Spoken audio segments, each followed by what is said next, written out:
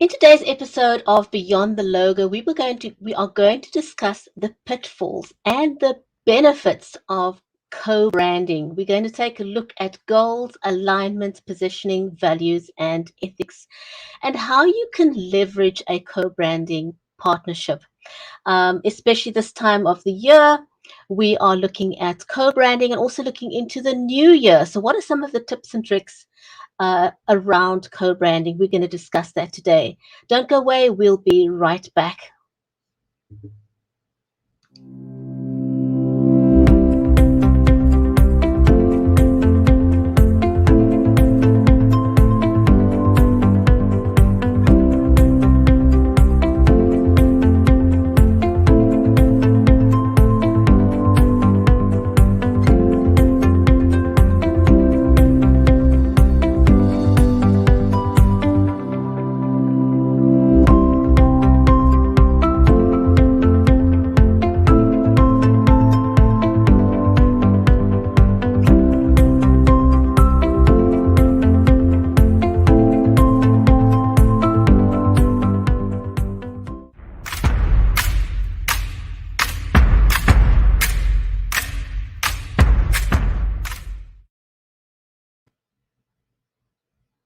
If you have just joined us, then welcome. This is Beyond the Logo with Nancy and Brigetti.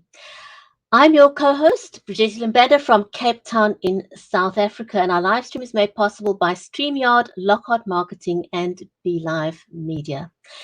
Now, a special warm welcome to you, our audience, because live streaming is an audience-centric platform. It's interactive. We want to hear from you, take part in the conversation. We are monitoring the comments, whether you are watching us on Facebook, on YouTube, on LinkedIn, on Twitter, and over on Amazon Live. Just know that I'm monitoring the comments. So if you want to say hello, if you'd like us to give you a shout out, if you're brand new, if you've never watched Beyond the Logo before, we are monitoring the comments. So feel free to let us know and say hi. My amazing co-host is Nancy Lockhart. She's the founder of Lockhart Marketing, and she's a #1 best-selling author. Nancy has worked with some of the most iconic brands such as Target, Kaiser Permanente, Medtronic, and she leverages her knowledge and expertise to help successful women and the men who support them to rebrand their businesses and themselves so they can become more profitable and purpose-driven. Nancy's book, and I'm also proud to say that I am also one of the contributors in this book called Invisible No More. You'll see it in the cart. Invisible No More, Invincible Forevermore is a testament to the resiliency of women, and it demonstrates the power of redefining who you are, part of the marketing process, right? So do check out this book. Nancy and I are particularly passionate about the book and the stories that's in this book.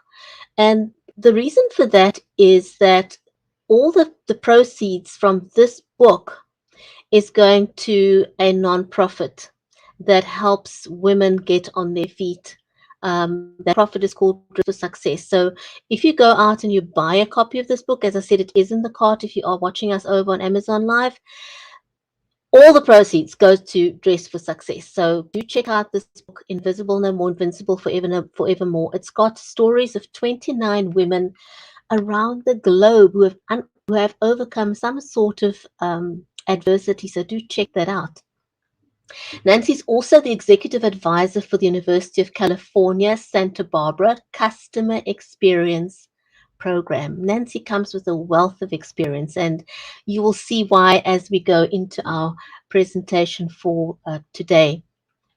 But you know, this show is also about helping you level up on your marketing campaigns. And since marketing and being on video is all part of, you know, the gamut today, I like to help you know what you can do to level up your live streaming. So by way of example, I use the Logitech Brio camera, which I'm using right now. And the Logitech Brio camera, let me just see if I can show you. There we go. So that's the Logitech Brio camera there in action. That's the one I am actually using right now.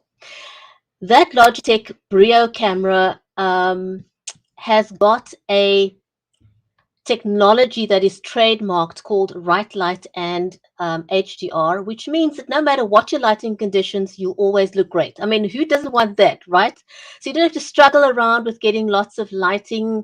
And I'm not going to go into lighting now, but that camera is going to really help you level up your game. And then for the audio, I personally use the Samsung CO1U USB condenser, studio condenser microphone. Incidentally, just a fun fact, this is the Samsung introduced the world's first USB studio condenser microphone, just for fun. And the other thing, if you don't want to use a big microphone like that, the other recommendation that we have is the little one like this, which is the Rode Lavalier. It's also a high quality lapel microphone. And then, you sometimes pick up little sounds and noises, and the way that you avoid those is with these little wind shields, which you can get that comes in the package when you buy your Rode Lavalier microphone. And for the Samsung, same thing, you can get one of those as well when you order your microphones. The other thing that I recommend also, again, because a lot of people go live just with their mobile phones, and if that's all you've got, go for it. Whether you've got an iPhone or an Android really doesn't matter. But the way you position yourself, you want to position yourself for success. So a quick tip from me, don't hold your phone in your hand. You want to get something like that, which is the iOgrapher, which will stabilize your phone, hold it in position. Quick tip again, always keep your phone in landscape when you are filming, unless you're doing something for Instagram. I think that kind of wraps up my quick tips for today. So I'm going to invite my co-host Nancy, to join me in the studio. Nancy, welcome to the show. It's a So pleasure to glad. be here. I can't believe we have so much fun on the show, and I think we've got so many tips to share with our audience today, and I can't wait to dive into this topic. Absolutely, absolutely. But I do want to say thank you for sharing the book with everybody. I think, at this time of year, the holidays are so quickly approaching us. The book is a great gift if you are interested in uplifting someone, not just women. I have some friends of mine that have bought the book that are male and they love it. And I just think, the stories and the women that have come together in that book are just truly amazing, and we're so lucky to have formed this bond with everyone. And I think when you read the book, you'll feel like a part of our little team, our little friendship group. So I encourage you to get it. Absolutely. Now, diving into our topic for today on co-branding. Just to summarize, I think we're going to be diving into goals, alignment, positioning, values, and ethics, and also how to leverage a partnership. I'm very excited about today's topic because I think um, it's something that everybody can do with some advice on, right? Absolutely, absolutely. It's a tremendous way for you to leverage and scale your marketing resources, your budgeting, and then also like how you can work together.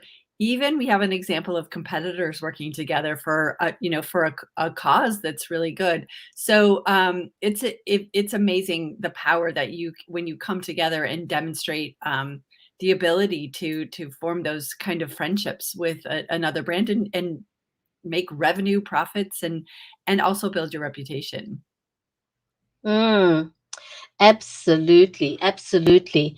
So I wonder, shall we kick off with first talking about what is co-branding? Sure, absolutely. So co-branding is probably one of those marketing terms that I will throw around to people will be you're talking marketing speak. So I apologize. But truly what it is really when two brands come together, or two companies come together, and they leverage their existing assets on a particular product or service or project that they're working on. And it's really smart, but you have to really be careful about how you're leveraging that. Um, because you want to make sure that you've done the planning and the thinking through initially before you just jump right in. So a lot of the reasons that businesses do co-brand, as we have on the screen, is to increase their customer base. When you want to expand who you're talking to and who you want to make aware or show how relevant your product is to a new customer. Once you have the buy-in from a co-branded partner, and are sharing that information with their customer base, all of a sudden you've developed a rapport instantly, because they already are aligned with that other company or brand, and they're more willing to listen to how you may be able to benefit them, and they believe you because of the implied endorsement of that co-branded partner. In the same vein, you increase your market share once you do get the exposure and people start using and interacting with your brand. You increased your profitability with a bigger market base, and then your perceived value, once you're borrowing kind of the benefits from each of the brands, your value is increased as well because, again, of that implied endorsement from the co-branding relationship. And then customers become really loyal. They trust you to be sharing and working with brands that are in alignment with their values and ethics and what they believe in and what they need. So you increase that loyalty, and they trust you as a person, or I'm sorry, a person. A brand is like a person, but as an organization that's going to lead them in the way that that is right and best for them. And of course, you can get incredible awareness. Sometimes there's great PR value in a really good co-branded opportunity. So not only building awareness with your customer base, but also building awareness from a PR perspective, based on the type of co-branding that you're doing. Yeah, those are very great considerations there for co-branding. And I think, for new businesses, for example, to be Mhm. able to share a customer base is an amazing opportunity. Um, Absolutely.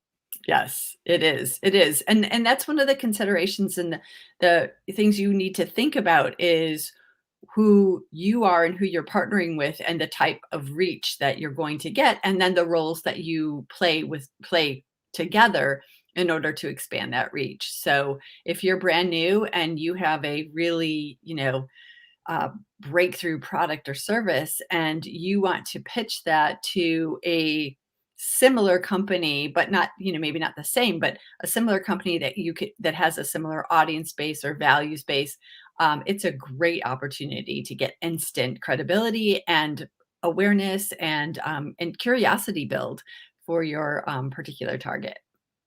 mm, those definitely are great consideration. But Yes, now I want to absolutely. know, should I co-brand? Shouldn't I? What are the pitfalls? What are the benefits? So I'm looking forward to this part of the conversation in particular.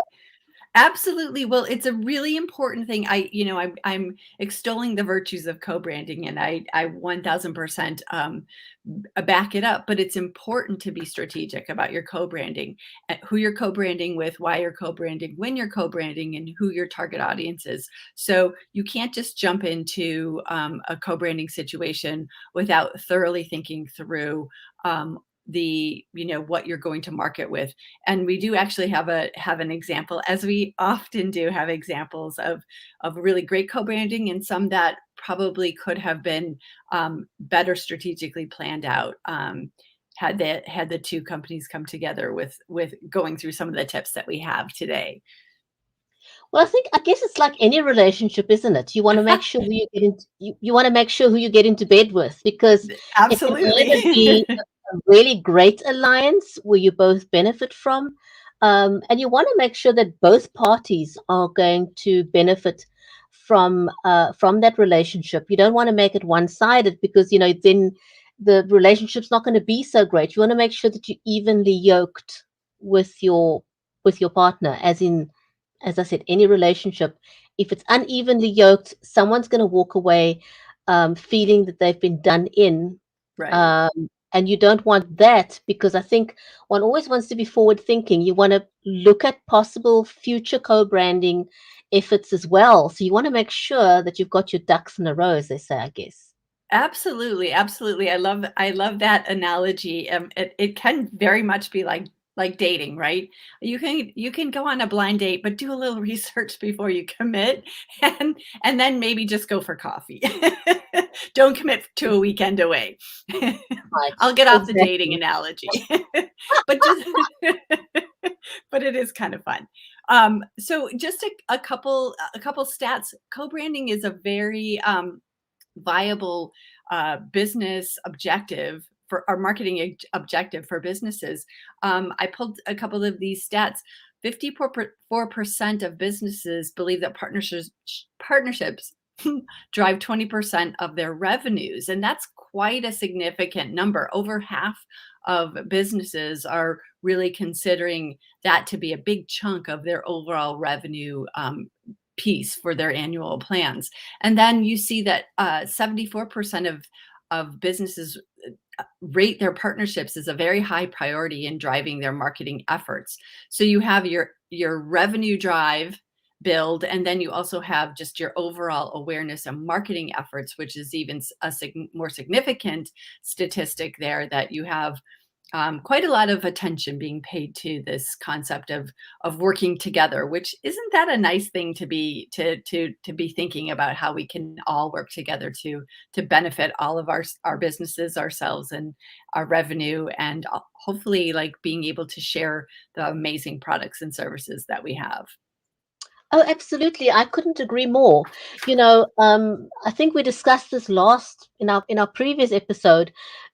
Business is human to human, whether Yes, it's a small business, an entrepreneur, or a large blue chip company.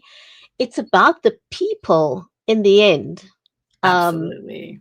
so Yeah. if you have a people centric approach to any partnership, then you're more likely to be successful and reach that win-win that you're looking for.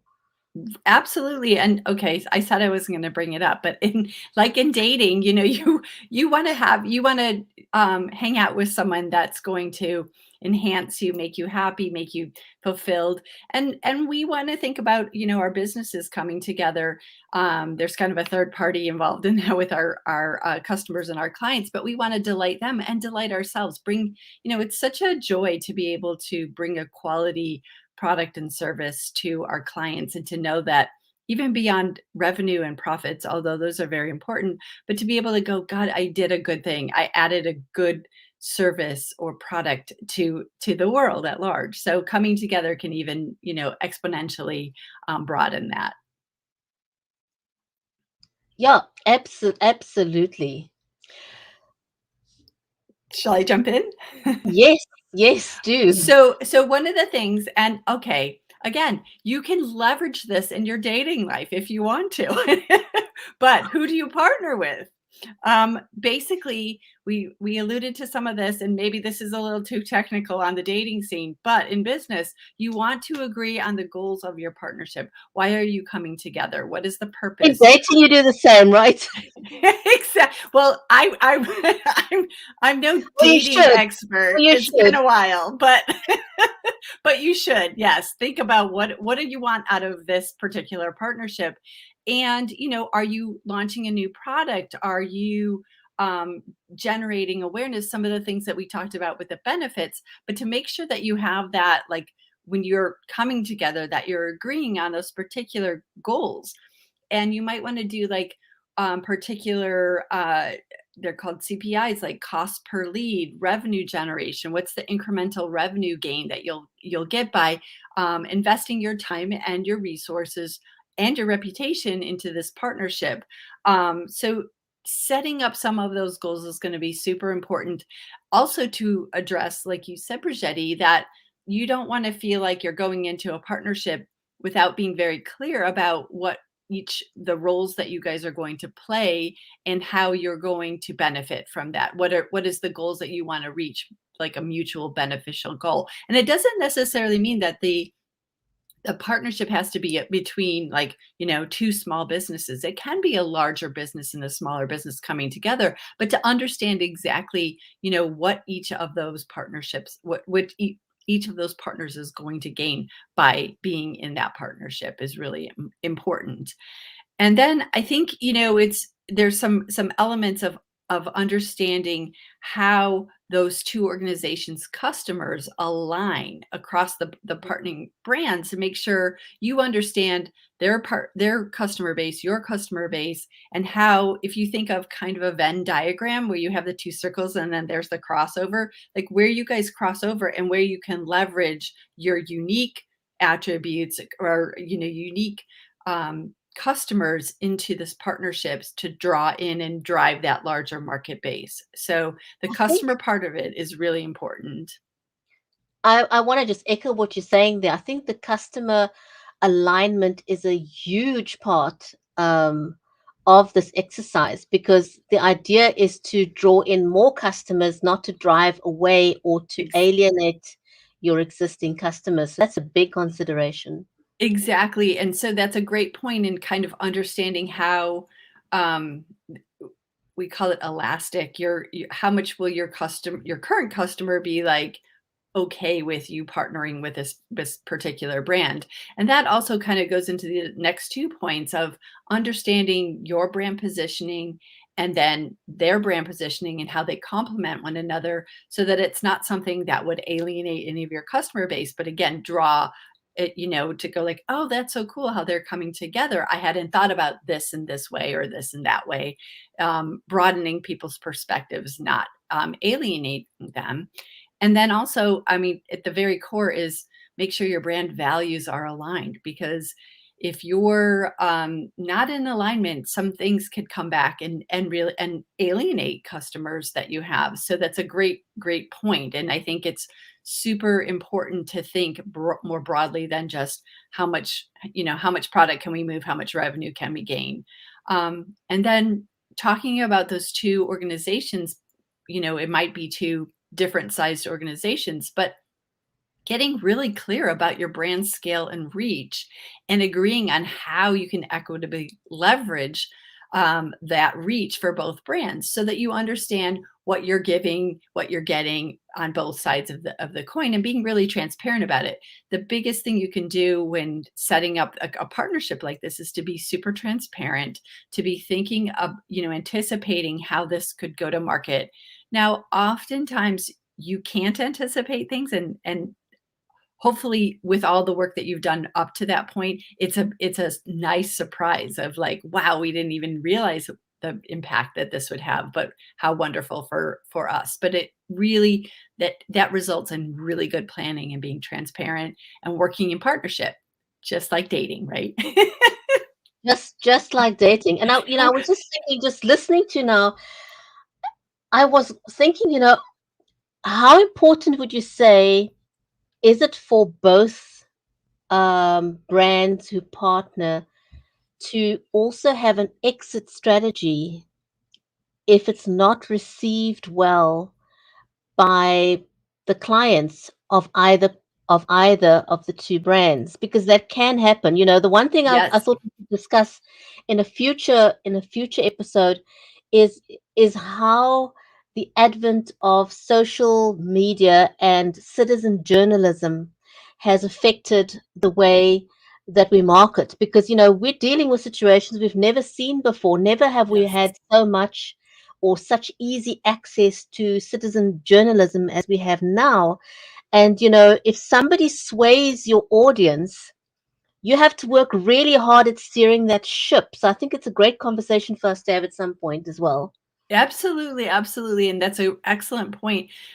Whether or not it is a considered a success or a quote unquote failure, you're right. Being able to say when do we what is our timeline goal for this particular partnership? Is there an end date, or let's plan for an end date and can reconsider it if it is really successful to renew it in in some terms. But if it is something that's not working, then how do you gracefully exit the market or exit the partnership without alienating either one of, or doing the least amount of damage to either one of your market bases?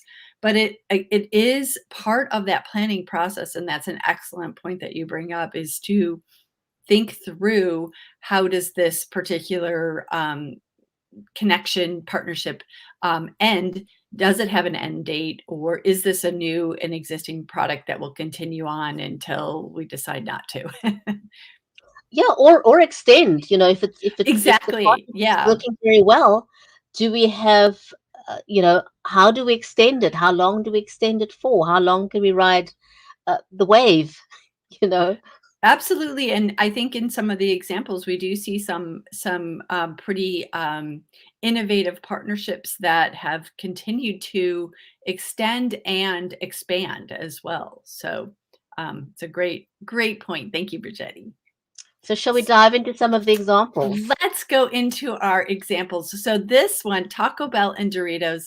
Um, I am not a big fast food eater, but oh my God, when this combo came out, I was very tempted to go off of my healthy eating and grab one of these tacos, because I do love a good taco and a good Dorito when I'm, deciding to be a little naughty with my fast food eating. But this was really, it was very interesting, because when it was introduced, they had no idea. Taco Bell and Frito-Lay had no idea how this was going to be really taking off so wildly. But as you can see here, they basically took the taco shell from Taco Bell and made it a Dorito shell. It's the Doritos Loco taco that's at Taco Bell, and it sold about 1 million units in the first year. That's a lot of product movement that was that was made, and the way they introduced it. And I think this is super important too, and we're going to address it a little bit, is how you go to market with this type of partnership. So what they did is they, the whole, this is a graphic that actually was shown in Taco Bell stores and in print. But the thing is that it really highlighted, I mean, it shows the taco, but you definitely see that Doritos is the brand that's being kind of introduced. It's not a full blown, like, here's Taco Bell and here's Doritos. It's in this Doritos bag where the taco's coming out. And within the context of the Taco Bell stores, it houses, like, this is where you buy tacos, but this new element is being introduced, this new ingredient. And there's a thing called ingredient branding. This was powerfully successful ingredient branding and continues today.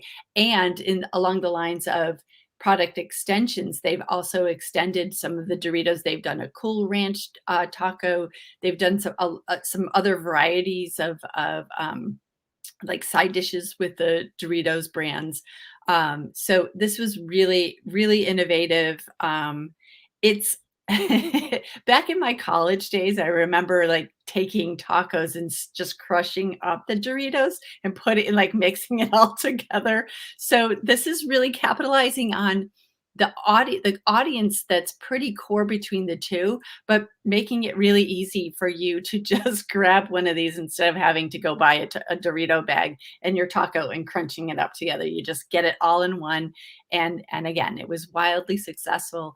A very similar target market base, just kind of expanding their thinking and addressing something that I did when I was in college and bringing it together really conveniently for the consumer. So it's now something where people, like, I just, instead of, going to the store and buying some, I can just go to Taco Bell and get my Doritos Loco taco. Yeah, very complimentary, and a very well executed co-branding exercise. Yes, I love it. So this one is really kind of exciting and I think impressive, because we have McDonald's and Burger King. Now, they didn't Two very strong brands, like two really very strong brands. and competitors. So, they're like fierce competitors. But what they did is kind of got out of their own ways and came together for the sake of childhood cancer and this charity. And it's just, it makes you think from a consumer perspective, wow, they care more about this very serious topic than they do about the competition and who's winning and that type of thing. So what happened is McDonald's donated $2 to every Big Mac that was sold on a particular day. Um, and and uh, Burger King said, we're going to do a day without a Whopper campaign. And they basically encouraged people to go to McDonald's and buy a Big Mac instead of a Whopper so that it would benefit childhood cancer. I mean, how much good feels can you get from that coming together? Literally in this graphic, they're crossing the line and holding hands, the two mascots of the two brands. And it just, it really wasn't about the profitability. It really was about goodwill and being very like a person. Like we talk about brands being personified. This was really about, this childhood cancer is bigger than our businesses. What can we do together? And the impact of them coming together was significantly greater than if McDonald's had just done it alone or if Burger King had done it alone. So this is a great example of two, huge companies coming together for the greater good and just increasing perceptions of their brands, that it's more than a business and more than revenue when they're selling hamburgers. They're really committed to doing good. So I just thought this was an excellent example of two organizations coming together. I like that you also highlighted the aspect of the way that they did this co-branding. Yes. A lot of thought went into that. It's not just somebody slapping something together. There was a lot of thought in the symbolism that you pick up from the way that they co-branded in here. Yes, that's, Brigetti, I love you as a co-host because you do pick up on these things. It's interesting because if you were to really dig into this, McDonald's is the market share leader and probably has more awareness with the Ronald McDonald clown, or it had in the past.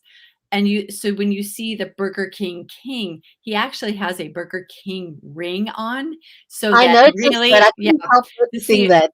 it's the only like nod to a particular brand because the McDonald's, that arm, you're like, oh, that must be Ronald McDonald.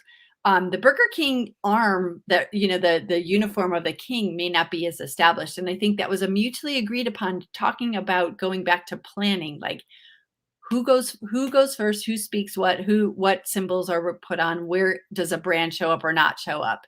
And in essence, you're seeing that because Burger King is saying don't buy a Whopper, they're also leveraging the fact that they can put their logo very, very subtly into that graphic. And it's just so powerful. If the world could this is, it's symbolic in so many levels, but crossing that line and holding hands, just really, really impressive. And I just say bravo to Burger King and McDonald's for doing that and being an example for, other businesses to be able to cross the line and do some good in the world. I love this one.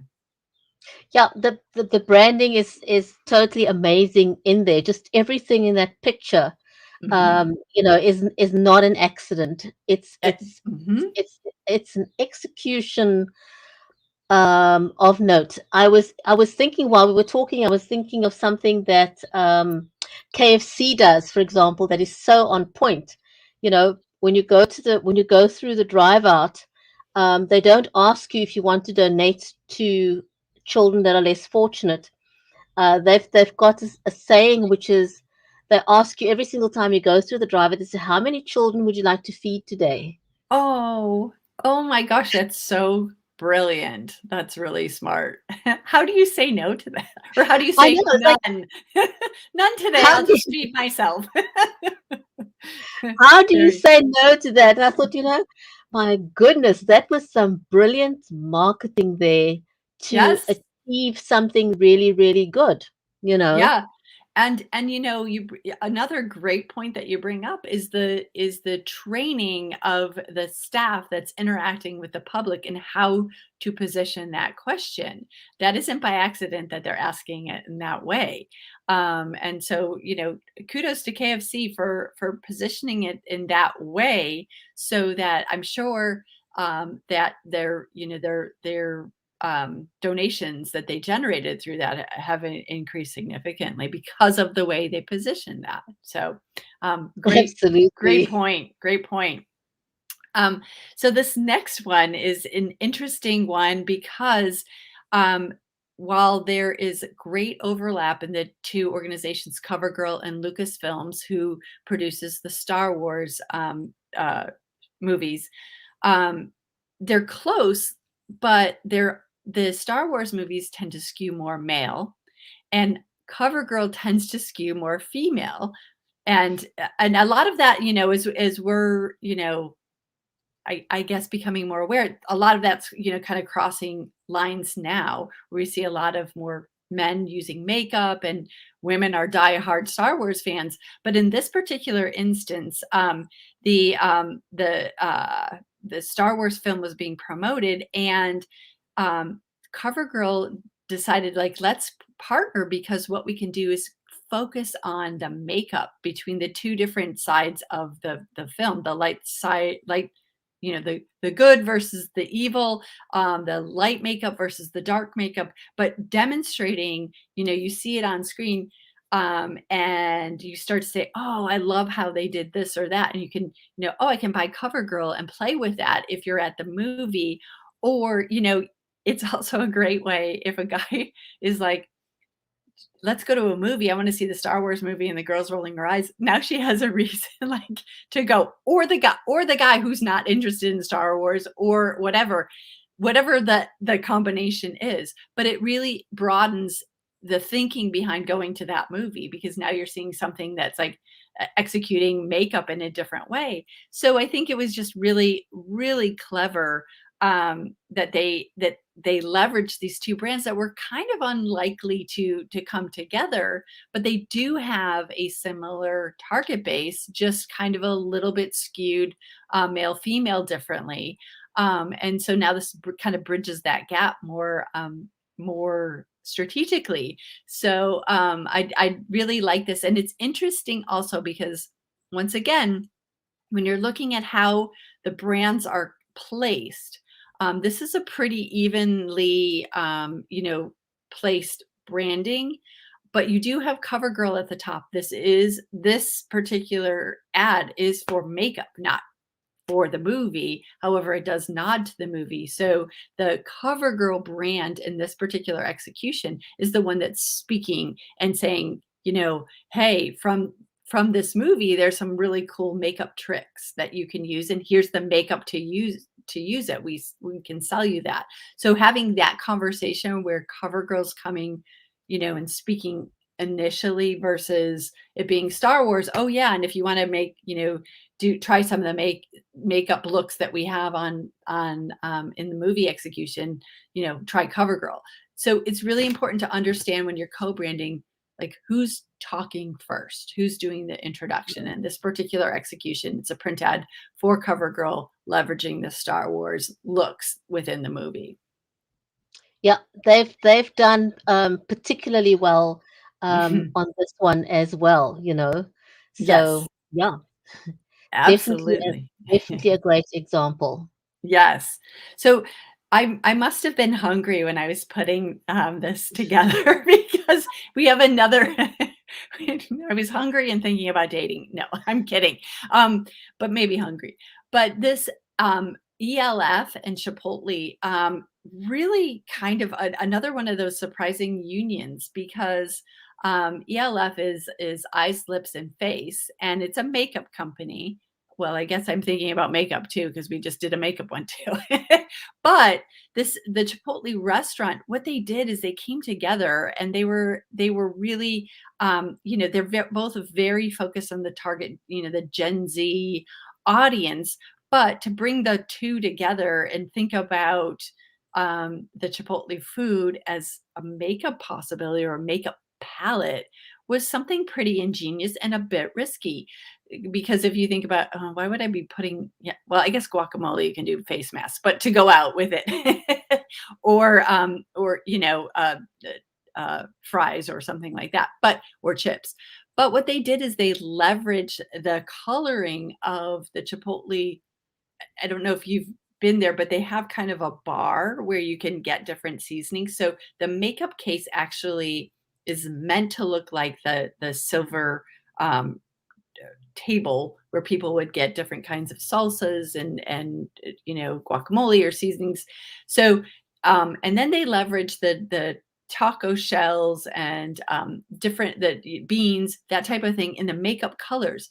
This makeup brand. So they Brilliant. also, yeah, they did that with the case, but they also did the avocado sponge, which happens to be, I don't know how many people apply their makeup with a sponge, but it's like a perfect shape to do like the dab of your foundation and things like that. So so the avocado itself is for larger parts of your face, and the pit is for like the little like touch up places. It's kind of really brilliant. I just love it.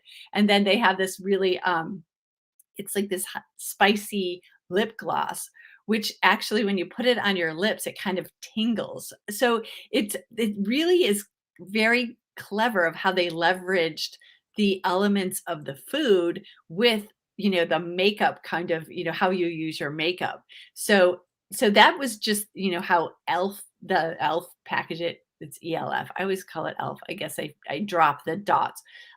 But then on the Chipotle side, so when Elf would market it, but they would give you a free coupon for chips and guacamole if you go to Chipotle when you buy the makeup case. So you kind of had a little bit of the cross branding there that benefited both of them. It was a huge success, and they've since done different color palettes for different menu items. So it continues, like we said, when you plan, you start with something initially.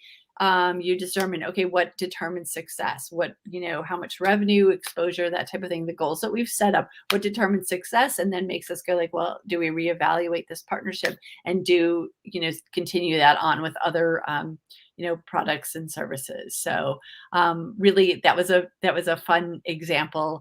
And honestly, I don't know if getting doing my makeup in the morning would make me super hungry, using that palette. Like, I'm craving chips and salsa. It's a beautiful, beautiful, beautiful palette. And Yeah. again, very pleasing on the eye, very, very, very well executed. And, when we introduced the show, we said this is for, we focus on helping women, but also the men who support them. And I want to just give a huge big shout out to Stephen, who's watching us over on Amazon, because he definitely is one of those men. Stephen has got his own shows, a number of them as well. He's passionate about helping people, and Stephen has helped many, many, many women along the way. So just giving him a huge big shout out there Kudos, Stephen. as Thank well. you. Thank you. Thank you. So we do have a partnership that didn't go quite as well. And because there wasn't a brand values alignment, and this took a while. So Shell and Lego came together. They actually sold these Lego sets in Shell stations, gas stations. When you go in, they promoted it there. They obviously leverage the Shell branding in the actual Lego set that you're seeing here. So you see the Shell icon, and then you see the Shell logo with the font and the colors.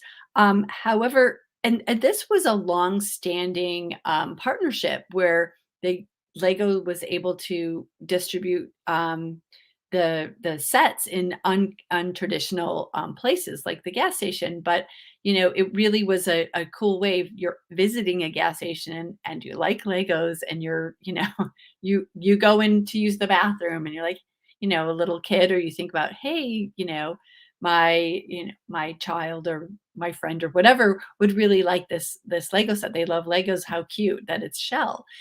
Great idea. However, Shell was part of a giant oil spill, and Lego was becoming really a worldwide, brand for children's entertainment. And the way that Lego felt that Shell handled the oil spill, as far as oil drilling and environmentalism, really conflicted with where they wanted to go with their brand. And I believe it was almost 50 years that they were doing this, and they decided to end the partnership because it just conflicted with their brand values. And so they're no longer sell this particular set. They don't distribute it in the gas stations, and it became something where they had to both had to like discontinue the relationship, because it just wasn't, they just didn't feel in alignment. And it almost, our last show we did, brand fails, it was a little bit of a backfire for both of the brands, because Shell, for all the efforts that they did put forward, it just wasn't perceived, the timeliness of the response wasn't perceived as quick enough with regard to the brand values of Lego.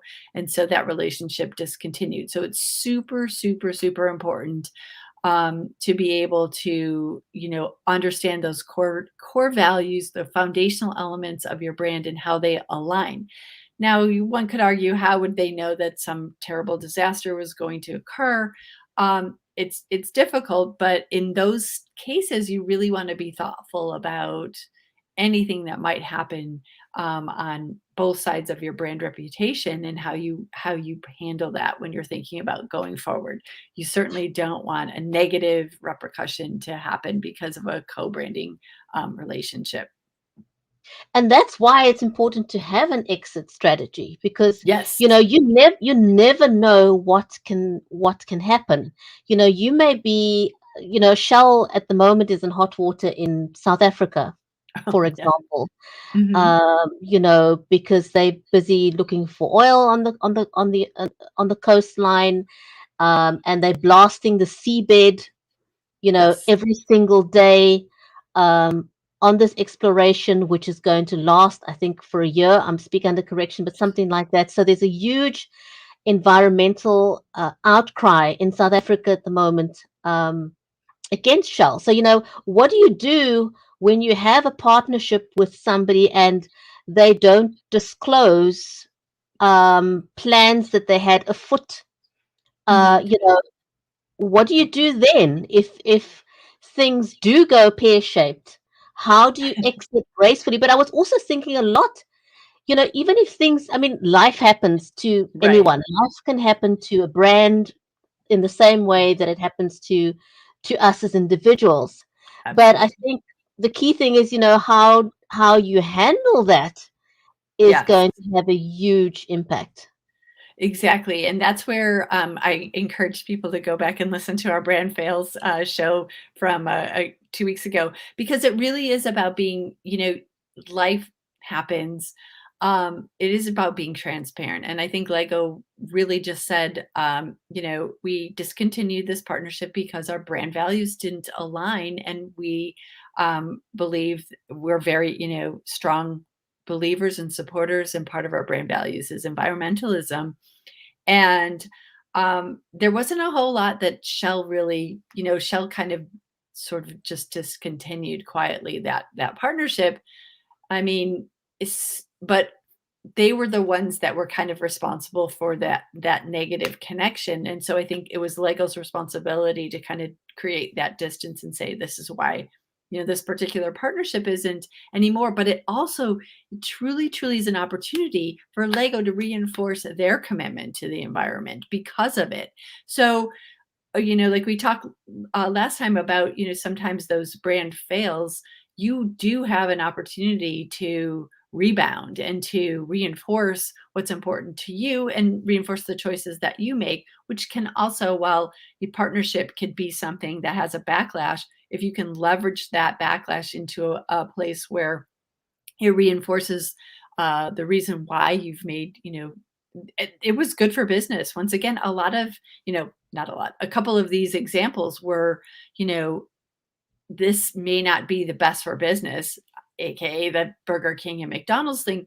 We're telling people not to buy a Whopper, but it is good from a brand reputation and a goodwill and a support of of a of a cause that's so important to everyone. So when you're smart and you leverage it and you think through like, okay, let's really reinforce this particular cause that is important to us or value that's important to us, you can turn it around and make it a benefit and just reinforce who you are. So I would, encourage.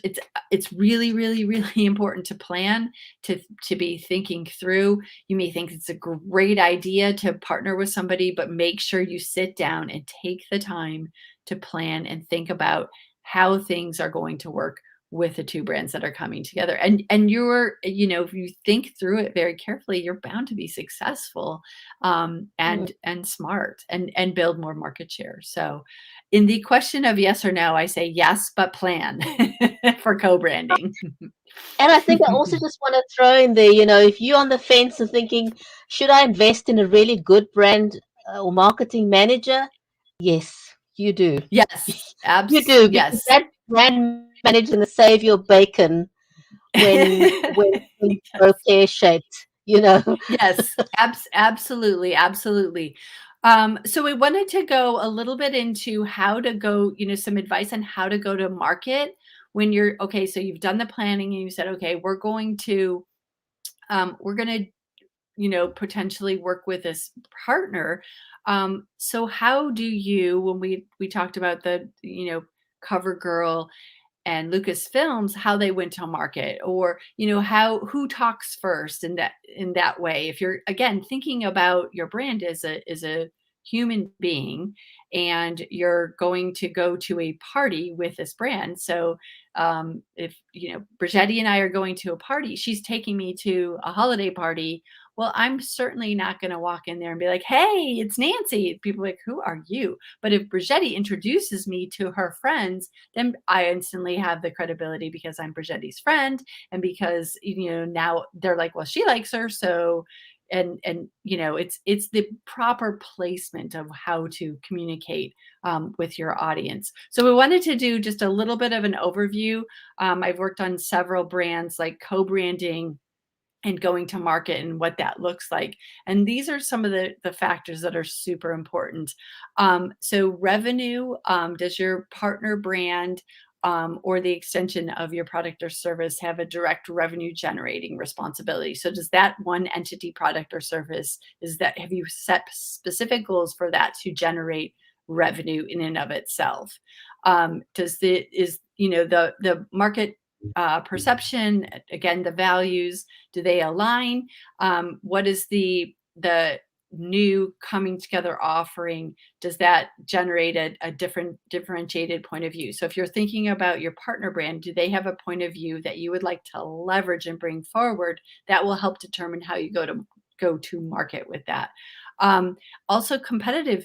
So when you look at the McDonald's and Burger King, they were competitors, but does that leveraging that competitors' audiences that benefit you, and how does it benefit you, and how do you communicate? So when we were looking at the graphic of the hand holding, it was very powerful, yet there was a little bit more of a nod to Burger King, but given the just because the Burger King logo was on the ring, very subtle, but given the dynamic of how they communicated that partnership and that coming together, that made sense for both of those businesses.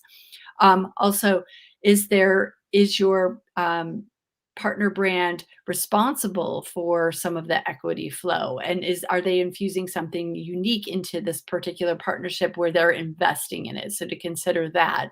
And then the risk, is there any kind of risk association that you want to keep separated, it might still make sense to join with a brand, but you may not want to publicize that. And we do have some examples on the next page.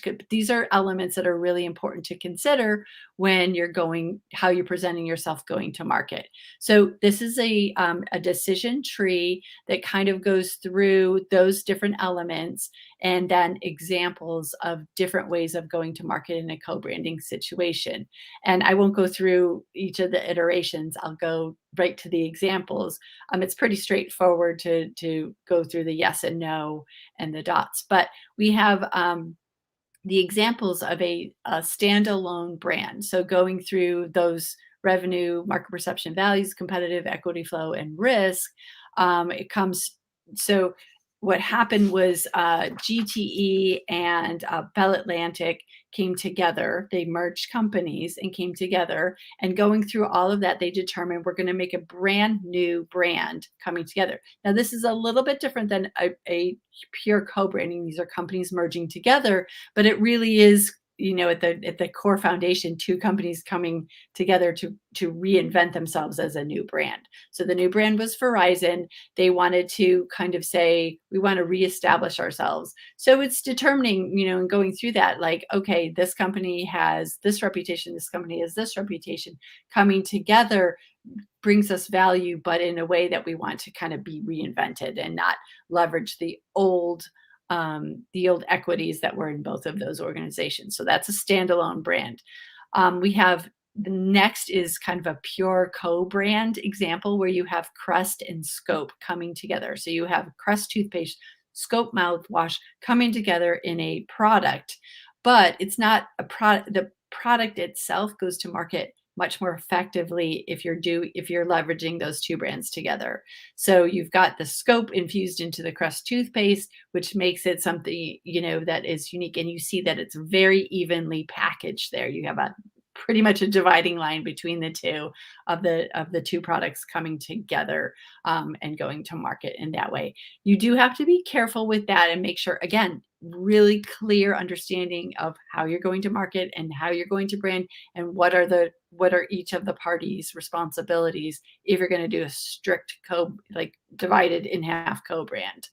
The next one down is called an endorsed brand. Sometimes it's called an ingredient brand. And this is one of my most favorite examples. And it's really interesting because when you're thinking about the values and equities of brands, this one almost kind of flies in the face of what would or should work. So you have this high-end brand, Missoni, partnering with Target, which is probably one of their biggest competitors is Walmart, but they're not considered kind of that it's called EDLP, everyday low price. They're more of a little bit above that, but what they've done is they partnered with Missoni and put together clothing lines. They put together appliances, all designed with the Missoni. If you're familiar, they have, and you can kind of see it in this example a little bit. There's a squiggly line in their patterns, which is just absolutely, I think it's beautiful. But what they did is they put the Missoni brand in the Target stores, but Missoni was the primary on the tags for the merchandise, because what the whole idea was, we want to get people over the fact that they can buy Missoni at Target. Now, the thing that worked with this, and Target also did a similar co-branding with Neiman Marcus, but Missoni actually kind of said, this is the line that we're going to give to Target. We're going to reduce the price. It's not going to be cheap, but we're going to reduce the price from anything that we normally would buy. I will say the Missoni merchandise went off the shelves like crazy, like in hours. Once it got in the stores, people bought it. It was gone. I actually went and I went to my local Target to buy Missoni. There was nothing. I wanted clothes. There was no clothes. You know what I bought? I bought a little girl's dress, and I wear it as a sweater, a sleeveless sweater. Oh my goodness. It's amazing. But you know what? When there's a will, there's a way. And I wanted a piece of that. Now, that was a very affordable sweater, and I've also bought a scarf from Mazzoni, not through Target, much, much more expensive. Love the design. I tell you, I'm a brand fan. But the way they marketed this together was, it was like Mazzoni was really endorsing the fact that we are in Target. This is Mazzoni. This is authentic Mazzoni, but says for Target in the tagline. So it's a really nice kind of dance that they did. Now, in the case with the Neiman Marcus partnering with Target, Neiman Marcus didn't discount, they didn't reduce the prices enough. So it was out of the scope. People didn't buy it. It was a brand fail because they weren't assessing what elasticity that brand could have from a price point perspective. So being able to assess that was super successful for Mazzoni, not so much for Neiman Marcus, but I just love this example because I love it. I love the brand and I love wearing that sweater. Someday I'll wear it on camera so everyone can see it. My little girl dress. So the next one is called, it's a descriptive brand where the brands appear, but not necessarily, they appear together, but not necessarily connected. So here it's very subtle, but it is Amazon and Mercedes-Benz. So what Amazon did, these are called Sprinter vans that Amazon I think they bought 20,000 of these Sprinter vans from Mercedes. Now, Mercedes, high quality, but also luxury. But this particular van is very utilitarian, and it's a large van. They do sometimes have seats in this van, but for Amazon, it was built just to deliver packages. It's a 12-seater van, but it also is electric. So it's an interesting kind of combination of, that perceived luxury brand in Mercedes, but something very economical for the brand of Amazon. Now, you've seen press releases. There's been press releases about that purchase, but not a big push of co-branding between the two because, there is that luxury connotation with Mercedes. And then you got Amazon who, you want to get stuff fast, you want quality stuff, but you want it to be reliable. So it was a little bit of like, okay, yes, we did this. There wasn't a lot of cross promotion with it. It just is something that went to market in that way. So then finally, what I had mentioned before, this unbranded equity, it's an interesting and rare situation, but this particular entity, Ordway Indemnity Ltd, is a company that does reinsurance for a large insurance company. The insurance company sells its products and services to businesses and to direct to consumers. And the reason that they partner with Ordway is in case they don't have the funds to cover the insurance for whatever claims that come in. So if their reserves ran low, they could go to the Ordway Indemnity financial company and borrow the money exclusively to cover those claims. You never want to go to market and say, just in case we run out of money, we've got someone else who can help us. That would obviously create a disconnect or distrust for why you're buying insurance, right? So this is a completely separate entity that is not associated with the insurance company. It actually is Kaiser Permanente. I used to work at Kaiser Permanente, which is a large staff model insurance company in the United States. They have a lot of medical impact globally, but they're probably most known for that type of insurance. There's research entities, many legs to Kaiser Permanente, but for this particular instance, they wouldn't make that connection to the Ordway Indemnity, and therefore it would be an invisible connection. And probably the only way you would know that is if you're listening to our show. So these were some of the examples that I wanted to cover as far as going to market. So you really want to be smart about when you're going into the relationship, what does that entail, and planning for that, exit strategies, but also planning how you're going to the look and feel, going to market connected together. With all that planning, that will determine look and feel and how to properly execute. So it makes sense for your audiences. They believe in the partnership. It makes sense to them, and you get the most leverage out of that connection. Yeah, I think that, we covered a lot of ground today on the show.